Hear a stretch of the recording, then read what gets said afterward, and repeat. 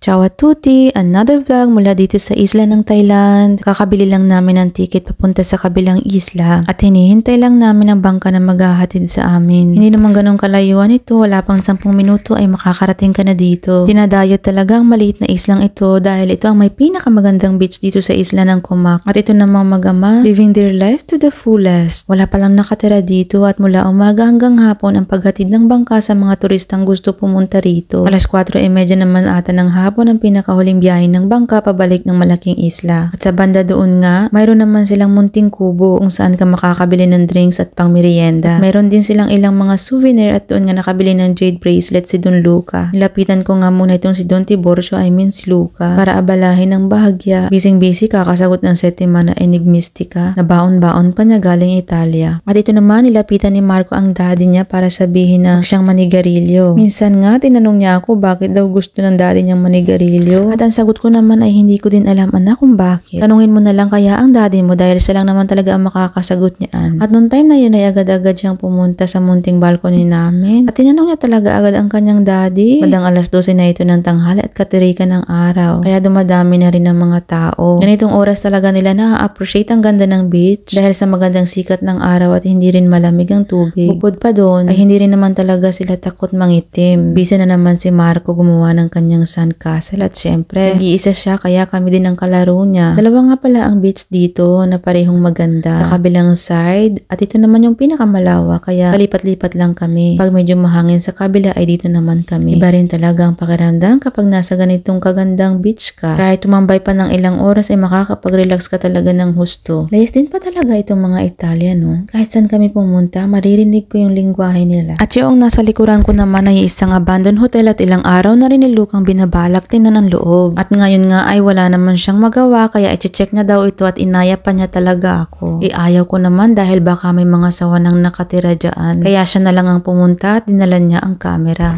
At ang sabi pa ilagay ko raw ito sa vlog ko. Kaya ito masunurin naman ako at ito nga pinapanood nyo. Maganda siguro ito kung natapos, no? Sayang, no? Mahaba din ito hanggang doon sa dulo sa kabilang side. At naipakita ko na yon sa mga nauna kong vlog. Pagbalik nga naman ni Luca ay kumain na rin kami ng baon namin. Palagi nga kami nagbabaon ng pagkain namin tuwing pupunta dito. Dahil doon sa malaking isla ay marami kaming choices na mga gusto namin kainin. At sa bandang hapon naman ay bumalik na rin kami sa kabilang isla. Pero dumaan muna kami sa bilihan ng ice cream para magmerienda dahil nasarapan nga ako sa ice cream nila dito. Parang mas masarap pa sa gelato ng Italia. Pero bigla akong napakwenta. Mas mahal nga pala ito kaysa sa gelato.